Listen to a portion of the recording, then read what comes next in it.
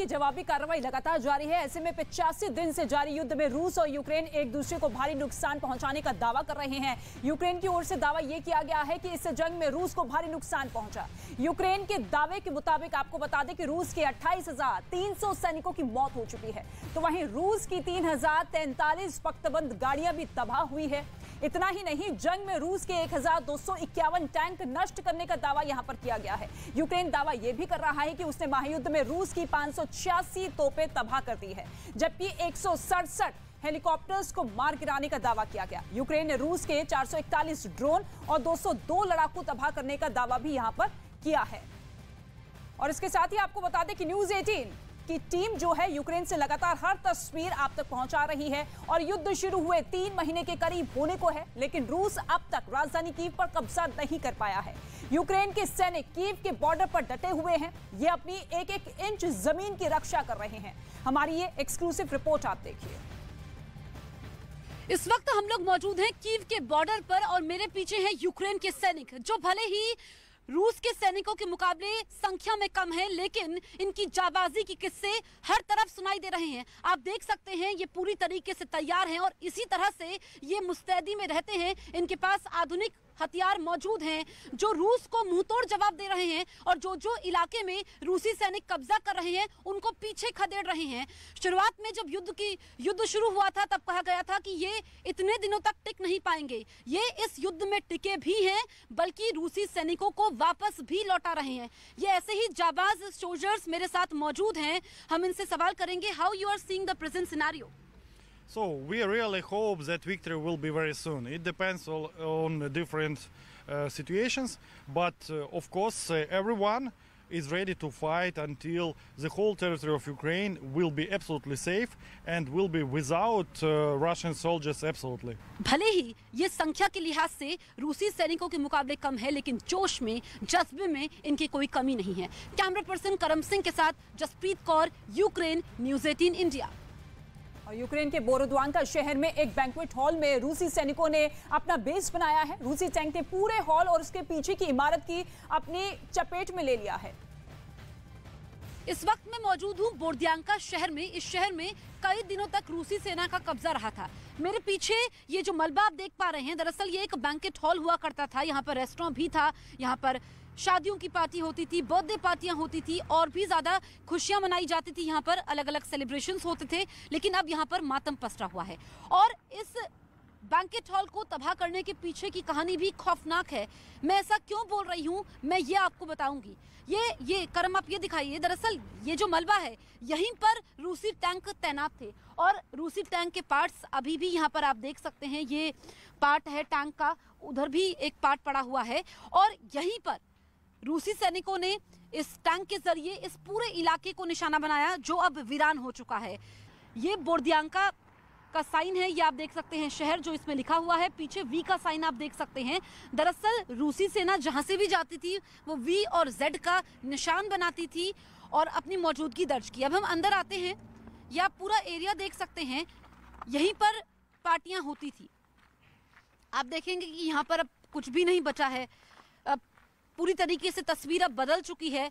अंदर वहां पर वो बैंक्वेट हॉल जिसके शीशे अब टूट चुके हैं, वहां पर फिर से इस बैंक्वेट हॉल को शुरू करने का काम शुरू हो रहा है कि कैसे शुरू किया जाए। ये अनएक्सप्लोडेड आर्टिलरी शेल है, इसीलिए रोका जाता है हमें कि हम अंदर तक ना जाएं, क्योंकि जगह जगह इस तरह की आर्टिलरी शेल जो कि अनएक्सप्लोडेड हैं ये मिल जाती हैं और ये अगर ये फायर के संपर्क में आती हैं तो फिर यहाँ पर धमाका हो जाता है, हो सकता है। ऐसे में बहुत ही सावधानी से हम भी रिपोर्टिंग कर रहे हैं और जगह जगह इस तरह की अनएक्सप्लोडेड शेल्स रूसी सैनिक छोड़ करके गए, बहुत सारे अपने हथियार भी छोड़ करके गए। यहीं पर अलग अलग आयोजन होते थे, ये जिनको खुले में पार्टी करनी होती थी, अंदर कवर्ड ये पूरा एरिया था, लेकिन अब सब कुछ तहस नहस हो चुका है। रूसी सेना का तांडव यहाँ पर कई दिनों तक देखने को मिला था। इसी बैंक्वेट हॉल को उन्होंने अपने रहने का जरिया बनाया। कई दिनों तक वो लोग यहाँ पर मौजूद थे।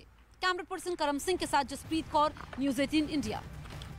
और रूस और यूक्रेन युद्ध का आज 85वें दिन है और अभी भी युद्ध थमने का नाम नहीं ले रहा है। रूस के हमलों के जवाब में यूक्रेन भी जोरदार पलटवार कर रहा है। अब आपको मैप के जरिए बताते हैं कि यूक्रेन के वो कौन कौन से इलाके हैं, शहर है जहां रूस और यूक्रेन के बीच में भीषण जंग चल रही है।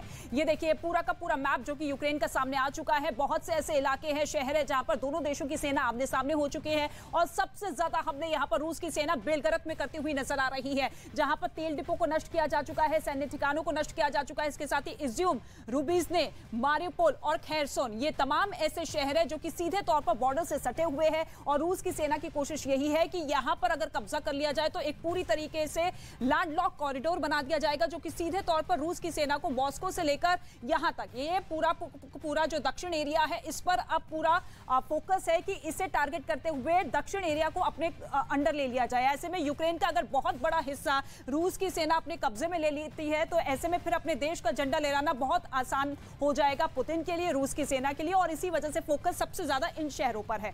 लेकिन इसके साथ ही आपको यह भी बता दें कि पुतिन की वाकई बहुत बड़ी परेशानी पड़ रही है। बहुत बड़ा खतरा ऐसा है जो कि पुतिन को सता रहा है। खतरा यह है कि उनका कोई अपना जो बहुत करीबी है वो उनको बहुत बड़ा धोखा दे सकता है। आज इस रिपोर्ट में हम आपको एक ऐसे ही शख्स के बारे में बताने जा रहे हैं जिससे पुतिन को बहुत उम्मीदें थी, लेकिन अब वो पुतिन के खिलाफ खड़ी हो गई है। जी हां, ये एक महिला है और अब सवाल ये उठ रहे हैं कि पुतिन इस महिला के खिलाफ क्या एक्शन ले सकते हैं।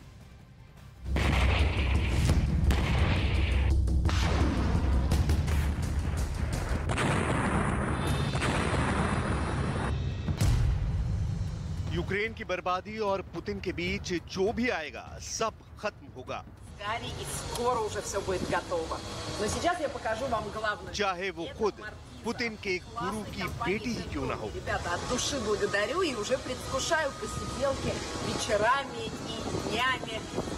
अगर पुतिन को लगता है कि उनके गुरु की बेटी भी यूक्रेन की बर्बादी के रास्ते में आ रही है तो पुतिन अपने गुरु की बेटी को भी सजा दे सकते हैं, यानी यूक्रेन की बर्बादी तय है।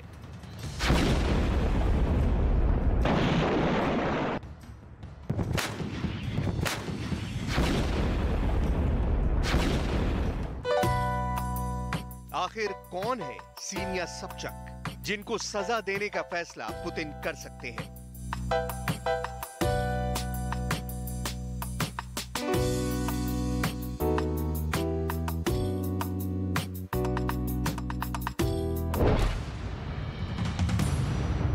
आखिर क्यों सीनिया सबचक के खिलाफ रूस की तमाम सरकारी एजेंसियां लगातार सबूत तलाश रही हैं? सीनिया को पुतिन सजा क्यों देना चाहते हैं जबकि पुतिन सीनिया को बहुत लंबे समय से जानते हैं?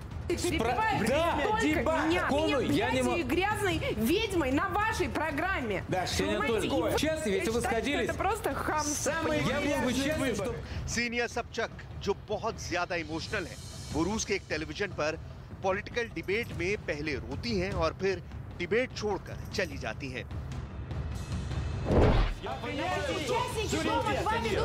आखिर उनको इतना गुस्सा क्यों आता है कि वो एक डिबेट के अंदर ही अपने विरोधी पर पानी फेंक देती हैं?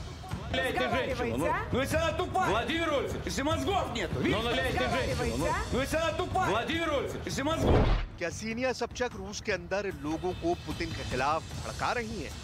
आखिर क्या है पुतिन और सीनिया सबचक की दुश्मनी का पूरा सच? और कौन है सीनिया सबचक के पिता अनातोली सबचक, जिनको पूरी दुनिया पुतिन के गुरु के नाम से जानती है?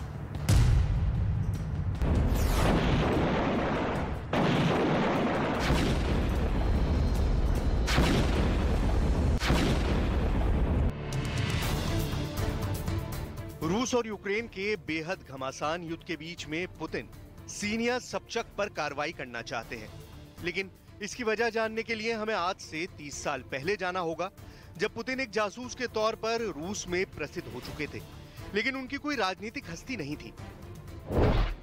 ये तस्वीर देखिए, पुतिन के साथ ये कौन बैठा है? पुतिन के साथ बैठे हुए शख्स का नाम है अनातोली सबचक।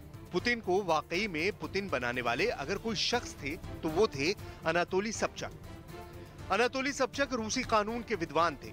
वो रूस के ऐतिहासिक शहर सेंट पीटर्सबर्ग के मेयर थे।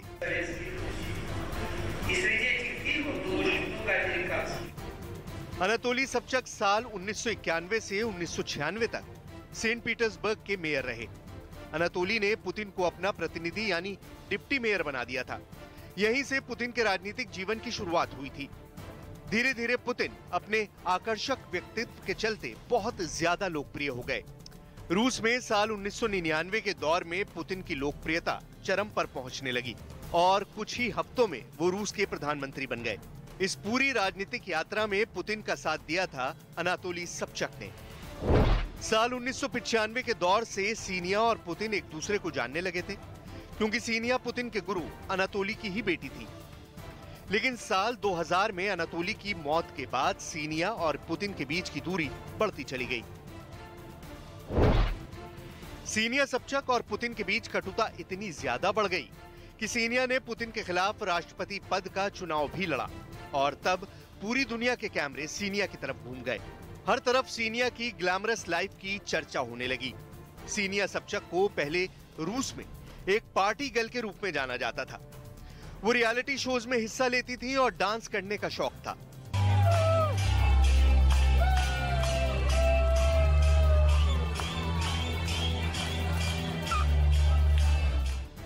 वो बला की खूबसूरत है, इसीलिए रूस के लोगों के बीच काफी ज्यादा मशहूर रही। खासकर रूस के युवाओं के बीच उनकी एक बड़ी अपील थी। लेकिन आज से 4 साल पहले यानी साल 2018 में सीनिया ने पुतिन के खिलाफ राष्ट्रपति पद का चुनाव लड़ने का फैसला किया और फिर उन्होंने पुतिन को चुनौती देने का अभियान शुरू कर दिया। दरअसल पुतिन की विरोधी रही पुतिन के गुरु की ही बेटी सीनिया सबचक ने चुनाव के दौरान पुतिन के खिलाफ मोर्चा खोल दिया। सीनिया ने आरोप लगाया कि रूस की राजनीति के लिए महिलाओं के दरवाजे आखिर क्यों बंद हैं। सीनिया ने यह भी आरोप लगाए कि रूस के अंदर एक महिला का वेतन पुरुष के मुकाबले 30% कम है।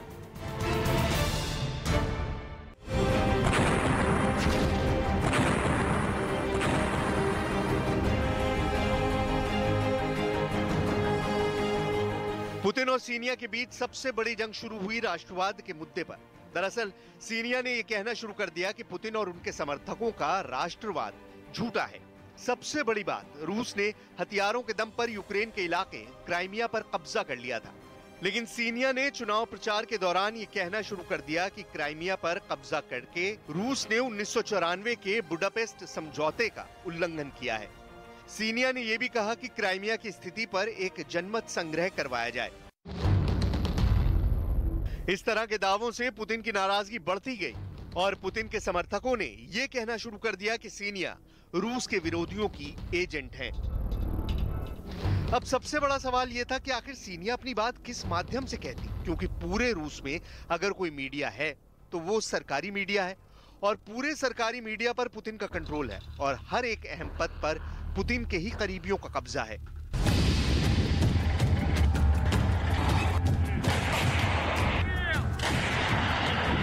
अब जरा ये तस्वीर देखिए, कैसे पुतिन के करीबी व्लादिमीर सोलोवियेव के एक कार्यक्रम में सीनिया रोने लगी और फिर रोते हुए डिबेट छोड़कर चली गई। पुतिन जिसके खिलाफ हो जाते हैं उसकी राजनीति रूस के अंदर चल नहीं सकती। ये पुतिन के बेहद करीब रहे व्लादिमीर सोलोवियेव हैं, जिन्होंने अपने टीवी शो में सीनिया को रोने पर मजबूर कर दिया। सीनिया को डिबेट शो में अपशब्द कहे गए, जिसकी वजह से वो रोने लगी और डिबेट छोड़कर चली गई। Одного кандидата – это безобразие доведения женщины до слез. Следующая наша встреча завтра. Со зрителями я не прощаюсь, но прошу ЦИК учесть то, что происходит здесь. एक और वीडियो देखिए, जब व्लादिमीर सोलोवियेव के ही डिबेट शो में पुतिन के एक समर्थक ने सीनिया सबचक को मूर्ख कहा तो सीनिया इतनी ज्यादा नाराज हुई कि उन्होंने पानी फेंककर अपना गुस्सा जाहिर किया। Оскорбляете женщину. Ну если она тупая. Владимир Вольфович, Если мозгов нет. Видишь, что делает? Вот видишь? Вот идиотка, что? Убери ее отсюда.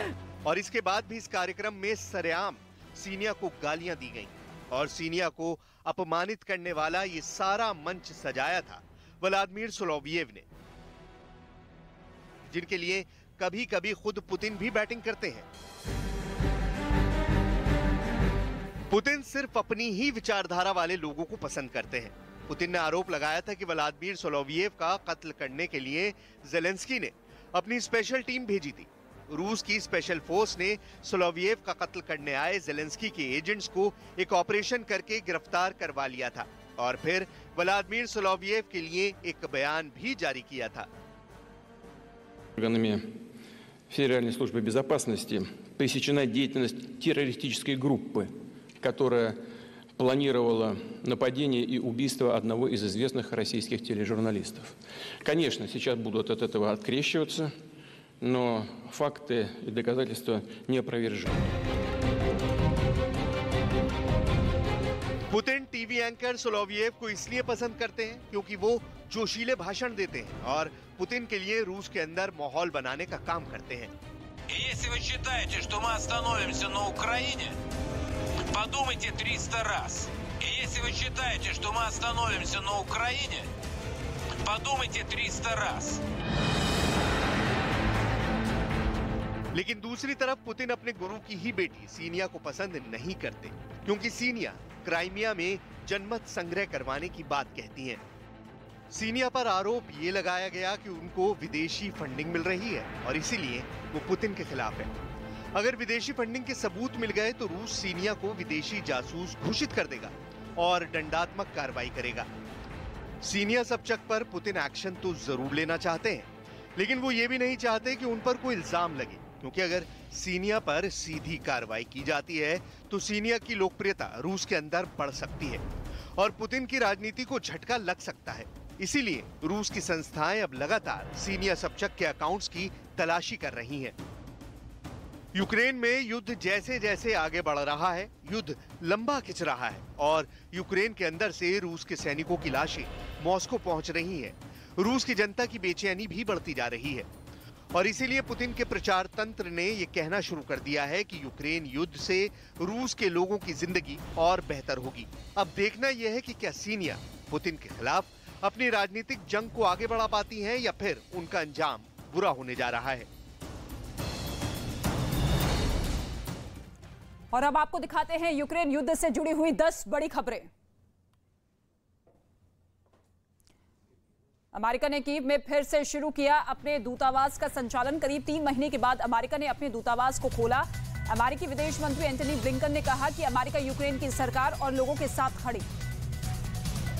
रूस ने यूक्रेन युद्ध में उतारे लेजर हथियार। रूस ने पेरिसिवेट नाम के एक और खतरनाक लेजर वेपन के सफल परीक्षण का दावा किया। रूस का दावा, यह हथियार हवा में उड़ते ड्रोन को पल भर में कर सकता है राख। लेजर से धरती के ऊपर तैनात सैटेलाइट को भी बर्बाद करने का दावा। मारिउपोल जीतने के बाद रूस का जोश हाई। रूसी सेना कामचत्का के पास समंदर में किया युद्ध अभ्यास। घातक हथियारों का किया प्रदर्शन। रूसी सेना ने जारी किया वीडियो। यूक्रेन की सेना ने रूस के ड्रोन पर किया हमला। पलक झपकते ही रूसी ड्रोन तबाह। रूस पर पहली बार पॉलिश मिसाइल का इस्तेमाल। यूक्रेन की सेना ने जारी किया वीडियो। यूक्रेन ने रूसी सेना पर किया जबरदस्त पलटवार। पूर्वी यूक्रेन में एक बख्तरबंद गाड़ी को किया तबाह। यूक्रेन की सेना ने जारी किया वीडियो। लुहांस्क में रूस यूक्रेन के बीच भीषण जंग। यूक्रेन की सेना ने लुहांस्क क्षेत्र में एक रेलवे पुल को उड़ाया। रूसी सेना को अंदर आने से रोका। शहर में कब्जे की जंग तेज। एक रूसी स्टेशन को यूक्रेन की सेना ने ड्रोन हमले में उड़ाया। हमले के बाद रूसी स्टेशन में लगी भीषण आग। यूक्रेन की सेना ने जारी किया वीडियो। अज़ोवस्ताल में अब तक 959 यूक्रेनी सैनिकों का सरेंडर। रूसी सेना के घेरे में यूक्रेनी सैनिकों में निकाला गया बाहर। युद्ध के मोर्चे पर तैनात यूक्रेन की सेना। एक यूक्रेनी सैनिक हरे राम मंत्र का करता दिखा जाप। यूक्रेन के बोरोद्यांका शहर में रूस ने पहुंचाया काफी नुकसान। अधिकांश लोगों के पास रहने के लिए घर नहीं, लोगों के पास राशन भी हो चुका है खत्म।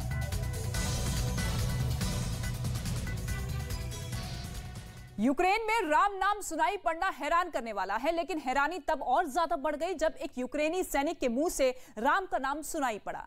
अपने देश के लिए जंग लड़ रहा यह सैनिक कई बार भारत आ चुका है और कृष्ण का भी भक्त है। यह खास रिपोर्ट आप देखिए। मेरे साथ इस वक्त मौजूद हैं यूक्रेन के सैनिक। आंद्रे इनका नाम है और इन्होंने जगन्नाथ की ये कैप पहनी हुई है। मैं इसके बारे में इनसे समझना चाहूंगी। You are wearing Jagannath cap? English? Yeah. Well, yes, I was in Hare Krishna movement. We went to India a few times, and I got this hat in Jagannath Puri, in Puri. So chanting Mahamantra here, and Well, that's remembering the Bhagavad Gita, what Krishna was saying about Arjuna. He told Arjuna to fight if you have to. Mahamantra? Yeah. Well, it's Hare Krishna, Krishna Krishna, Hare Hare, Hare Ram, Ram Ram, Hare Hare. Assam से उत्तराखंड तक मुसीबत, बाढ़ से हाहाकार, भूस्खलन से तबाही। असम के कई इलाकों में सैलाब का कहर।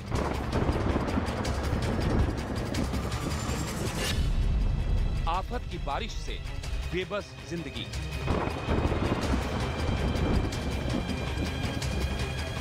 मुसीबत की बारिश से जीना मुहाल।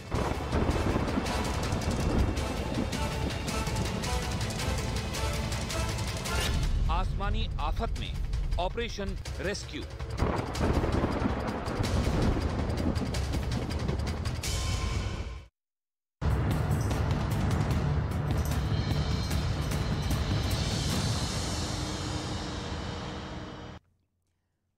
और इस वक्त एक बड़ी खबर सामने आ रही है असम से, जहां असम में बाढ़ की वजह से हालात बिगड़ते जा रहे हैं। असम के 27 जिलों के 1000 से ज्यादा गांव बाढ़ से प्रभावित हैं। बताया ये जा रहा है कि असम की बाढ़ में करीब 7 लाख लोगों पर असर पड़ा है और 9 लोगों की मौत हो चुकी है। इस बीच बाढ़ में फंसे लोगों के रेस्क्यू के लिए एनडीआरएफ और एसडीआरएफ की और सेना की कई टीमें तैनात की गई है। इस वक्त ये तस्वीर आप देखिए किस तरीके से पूरा का पूरा इलाका जो है बाढ़ में डूबता हुआ नजर आ रहा है।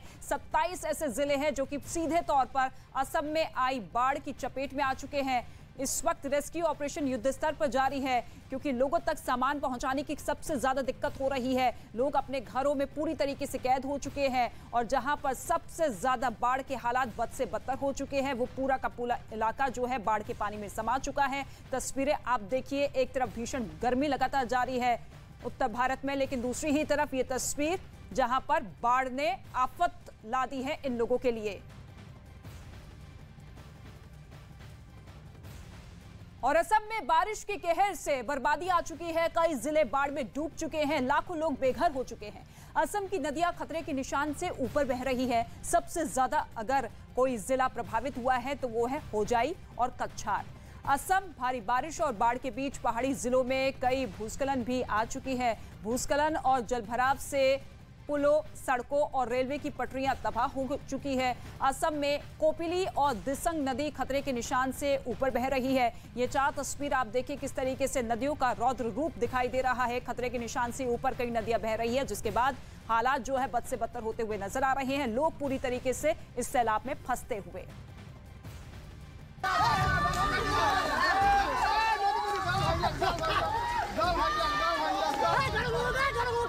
बह गए बेजुबान,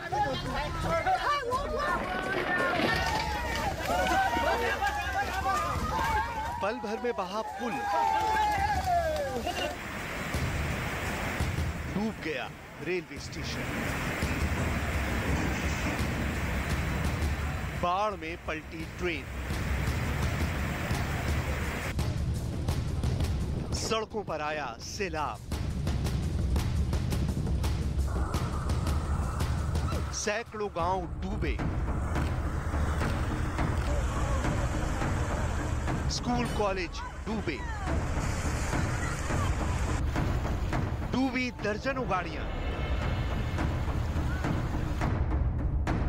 पानी जीवनदायिनी कही जाती है, लेकिन असम में इस पानी ने हाहाकार मचा रखा है। गांव के गांव डूबे नजर आ रहे हैं। जहां भी नजर डालेंगे आपको सिर्फ पानी ही नजर आएगा।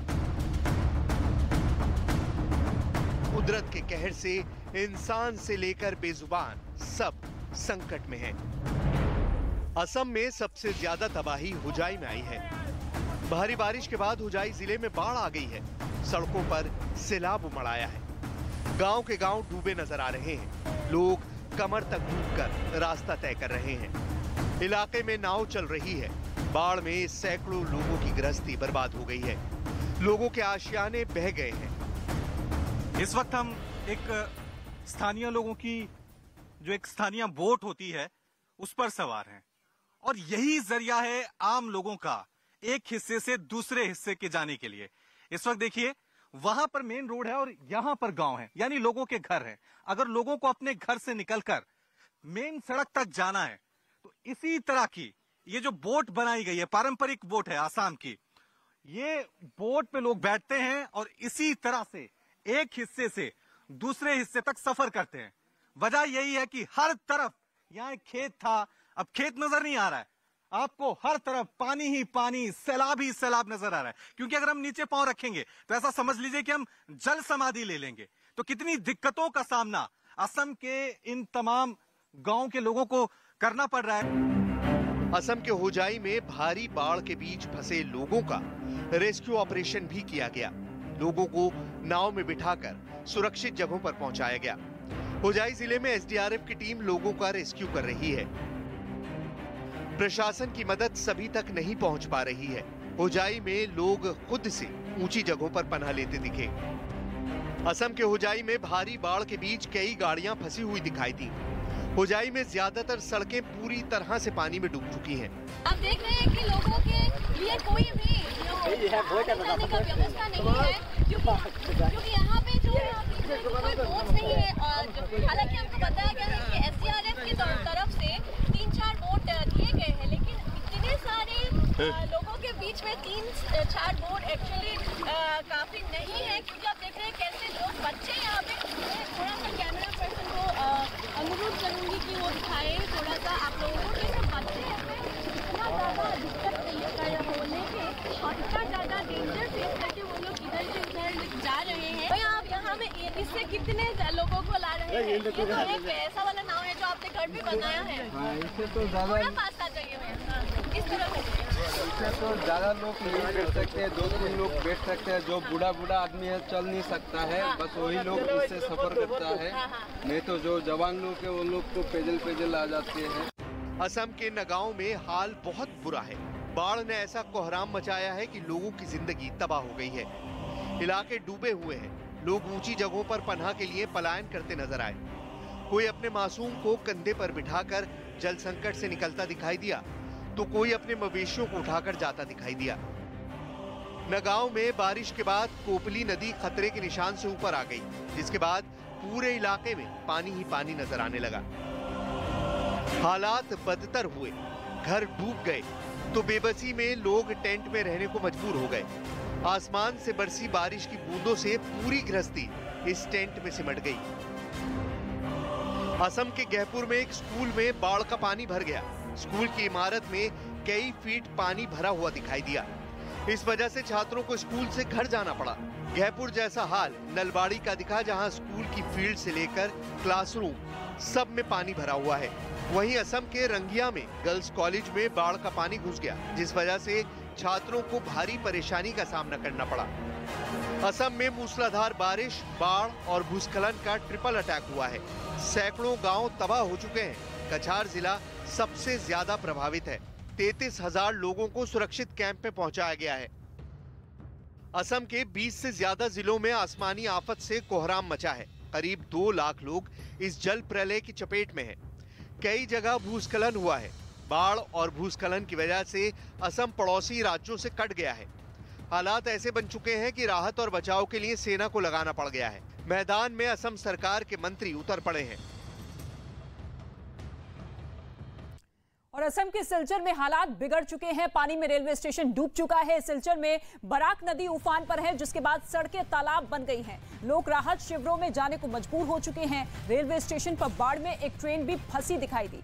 सिलचर में भारी बारिश और बाढ़ की वजह से मोबाइल सेवाएं भी प्रभावित हुई हैं। सैलाब का कहर आप देखिए सिलचर से जिस तरीके से तस्वीरें सामने आई हैं, चारों तरफ पानी नजर आ रहा है। पूरा का पूरा रास्ता ब्लॉक होता हुआ और पानी की निकासी की ये सबसे बड़ी समस्या भी दिखाई दे रही है, जिसकी वजह से जल भराव यहाँ पर हो चुका है और ऐसे में लोगों का आना जाना पूरी तरीके से अवरुद्ध होता हुआ दिखाई दे रहा है। और ये जो तस्वीर है वो असम के सिलचर की है, लेकिन दूसरी ही तरफ कुछ ऐसे जिले हैं जो कि पूरी तरीके से डूबे हुए नजर आए। लेकिन यहाँ पर ये बाढ़ का सितम, बहुत से जिले हैं, बहुत से गांव हैं जो कि इस बाढ़ की चपेट में आ रहे हैं, लेकिन सबसे ज्यादा असर उन जिलों पर पड़ रहा है जहां पर पानी इतना ज्यादा भर चुका है कि पूरा का पूरा गांव पानी में डूब चुका है। ये आफत की बारिश जिसके बाद अब आम लोगों की जिंदगी बेबस नजर आ रही है। दूसरी ही तरफ प्रशासन भी युद्ध स्तर पर काम कर रहा है, लोगों को रेस्क्यू किया जा रहा है, लोगों तक चीजें पहुंचाने की कोशिश की जा रही है, लेकिन इसके बावजूद यह आसमानी आफत लोगों के लिए कहर बनकर टूटी है। परेशानी दिन ब दिन बढ़ती हुई और हर साल यही स्थिति बनती हुई दिखाई देती है। तो असम में बारिश के बाद ब्रह्मपुत्र नदी भी कहर बरपा रही है। कलियाबोर इलाके के घाटों पर नदियों का कटाव तेज हो चुका है। घाट के किनारे करीब 1000 लोग रहते हैं जो इस कटाव से प्रभावित हो रहे हैं। बाढ़ की वजह से कलियाबोर में लाखों की फसल बर्बाद हो गई है। हर साल जब भी ब्रह्मपुत्र नदी में बाढ़ आती है तो ऐसे ही कटाव से सैकड़ों बीघे खेत बह जाते हैं। ये तस्वीर आप देखिए किस तरीके से खेत पूरी तरीके से बहते हुए नजर आ रहे हैं। कटाव यहाँ पर हो चुका है। ब्रह्मपुत्र नदी जो कि अपने खतरे के निशान से ऊपर बह रही है और ऐसे में पूरा का पूरा जनसैलाब चारों ओर इस नदी का बिखरता हुआ दिखाई दे रहा है और ऐसे में अब ये पूरा का पूरा कटाव यहाँ पर दिखाई दिया है।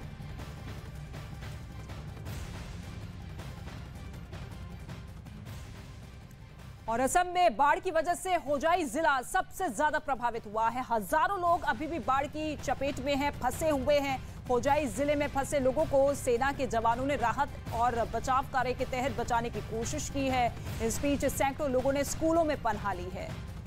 किस तरीके से लोग अपनी जान बचाने के लिए इधर उधर पनाह लेते हुए दिखाई दे रहे हैं। ये देखिए, ये स्कूल जो कि आधा इस सैलाब में डूबता हुआ दिखाई दे रहा है, लेकिन बहुत से ऐसे लोग हैं जो कि स्कूल में पनाह ले रहे हैं, अपनी जान बचाने की कोशिश कर रहे हैं। लेकिन चारों ही तरफ दूर तलक आप ही नजरें जाएंगे तो वहां पर सिर्फ और सिर्फ पानी ही नजर आएगा।